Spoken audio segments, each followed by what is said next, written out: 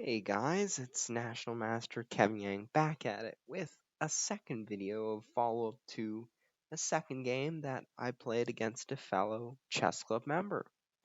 So, um, we're gonna look at this from my opponent's perspective again, as I like to emphasize, like, you see your own, but you don't see your opponent's, right? You see the one side, but you don't see the other side. It's kind of like your face. You don't see your back, right? People can see your back, you can't see your back. So that's how it goes. Here in chess, we might see backs, and it's actually a good thing. So e4, e5, right? So knight f3, and just like the last game, right? But this time I am black. I play the Petrov defense. The knight f3, knight f6, looking for symmetry, looking for the bishop to come out, looking for the pawn to hit the center. So we're all trying to play the same thing here. So knight takes e5. I play d6, right? Remember we saw knight f3, knight takes, d3, knight f6, and knight c3. Now, what most people do is d4. And the reason why is because um, you get okay. So if the reason why is because d5, you get the bishop here, get the bishop here, right? You castle, bam, bam. This is what the setup looks like for a lot of Petrovs, or for a lot of what they call exchange French variations, right? You each control this. You each get this diagonal, right? The bishops are trying to come out this way, right? It's sort of like the same plan. The rook comes out, the rook comes out. The pawn comes out, the pawn comes out. The knight comes out, the knight comes out. It's all symmetrical, right? So that's the plan usually.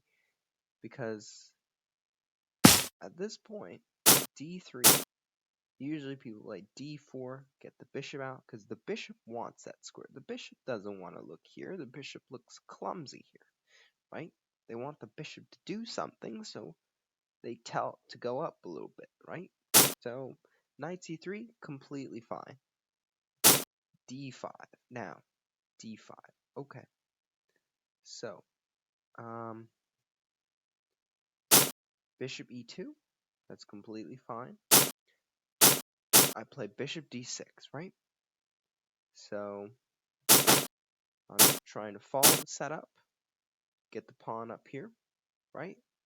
Castle, play h6 to defend against the bishop, because it's sort of a positional thing. That maybe I should have played h6 here. Because, you know what? Usually in exchange Frenches, or in whatever kind of to reach this position, like the Petrov itself, the name of the opening, right? If you play here, you're getting this bad bishop out, because usually when you look here, right, the bishop can go here, can go here, can go here, but this bishop, ooh, he's looking at some potential. This bishop, ooh, here, bam, here gets whacked, right? Here it doesn't do much. So this is usually the little bit worse bishop. But I allowed my fellow chess club member to do it. And, you know, this, if you get it to here, you don't have to trade right away. You can go back and go back, right? You can neutralize this bishop. And so that's what certain people do. Castles, d4, right? Very good.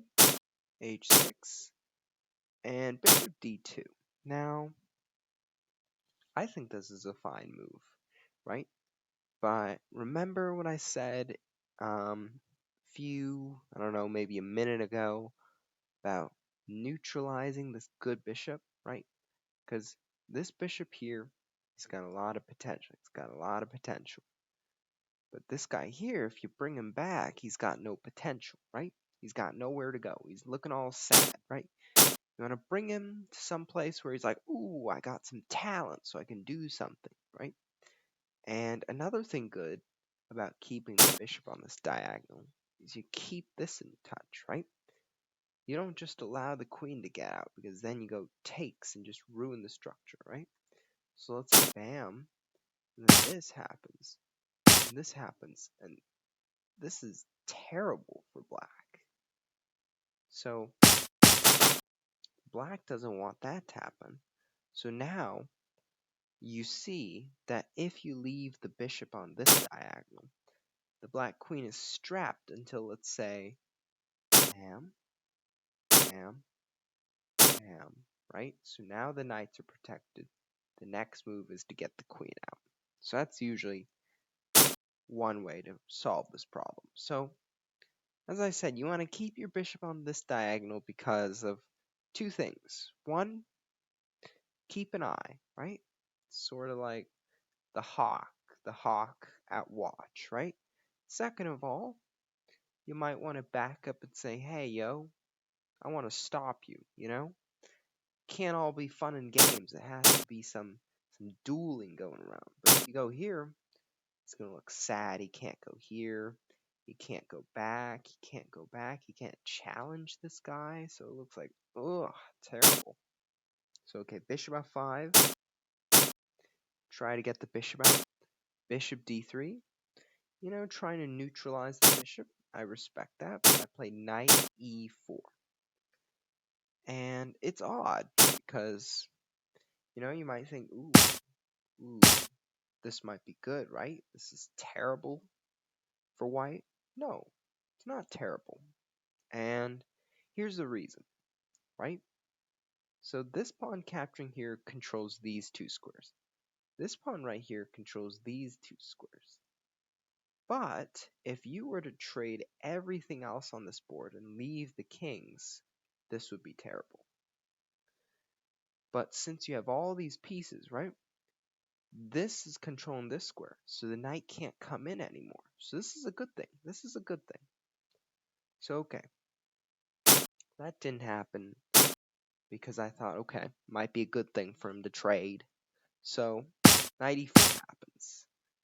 And I want, you know, to keep this pressure here. So let's say rook e1, right? Then I'll play something like rook e8. I want to keep the pressure, right? And then let's say h3, right? I'm just going to go here. Bring him in, right? Bring him in, ladies. Just keep making this square the strongest it's ever been, right? So I don't want to weaken it. Don't want to do anything to dare weaken this square. So that's my goal, you know, just in the center. So knight e4, bishop e4. Well, here's the thing.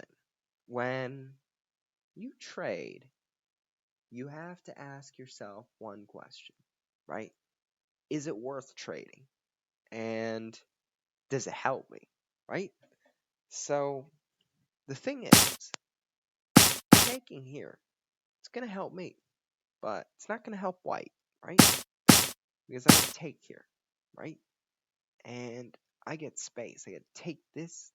I tell you to move back, right? You can move back here. You can move here, right? Knight e5, f6, knight e4, right? And then I could play something like bishop c7. You get the queen out, bombard that king side. Ooh, I do not want to have that. So, looking back, right? Usually, it's not. You don't want to try to trade on you. Knight takes. Ooh, family fork, right? No. So, bishop takes. Bam. I wish that guy stayed there, right? So what you do is you don't trade, but you put pressure. Rook e1, Let's say rook e8. So what happens here is this weird move, knight e5. It's hard to see, but you could play some other moves, right? You could play bishop here now, because if you play here, now you have knight e5. Takes, takes, takes, right? It might seem weird, but this is the move. But it's hard to see. It's completely hard to see. Queen takes, rook takes, rook e8, and f3. Takes, you ambush him. So this pawn's gone. And plus, you have 3 attackers, right? You got Bam, Bingle, and Boogle. So all that. So it's definitely hard to see, but here, surely the knight gets to go back, right? But for example, you take something like Queen f6, well, getting the queen out, right? Getting the queen out, getting the bishop out, getting a hold of that square. Ooh, oh no, no. Say, as we saw in our variation, right? Our variation of bishop takes. Here, the thing with trading is that you're going to allow black to make this weak pawn, right? And you want to trade it. You want to be able to take, they take, and you take as well. So eventually you get this balanced position. But that's hard to see. And I really get that, if you get those long variations, you won't get it the first time. Trust me. It'll take some experience, and I definitely get it. Here's what happened. Knight h4, and oopsie. Yeah. Ooh, yeah. Mate in 1, baby. Mate in 1. So I played bishop h3 because here's the thing.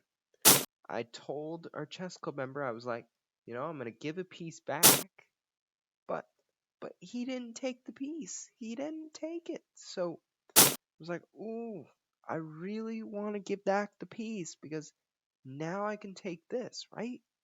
I'm like, ooh, I don't want to be so bad. So takes g2.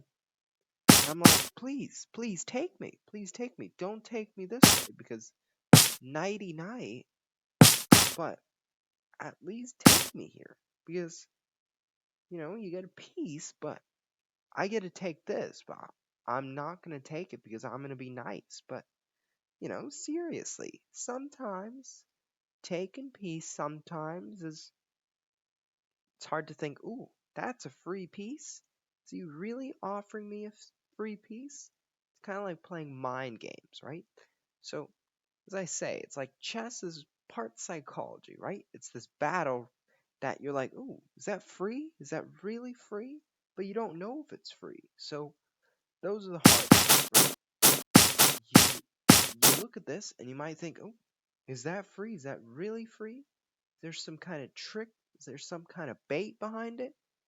And the best chess players know the bait from the real traps, right? So the best players in the world will immediately think, oh, my opponent blundered here. My opponent screwed up. But when let's say you just start, you might think, oh, this is not free. This is not free. I take takes and then takes checkmate. Like, not free. And then this, black might think, ooh, is that free? Is that free? Is that not free? So it's all this psychological battle. And some of the things that we learned from this were really just the setup of the Petrov, the pawn up, the bishop out, right? We learned that the bishop belongs better on this diagonal, keep an eye and say, hey, yo, matey, right? And we also learned capture, right? Needs to benefit you. And hopefully you learned something.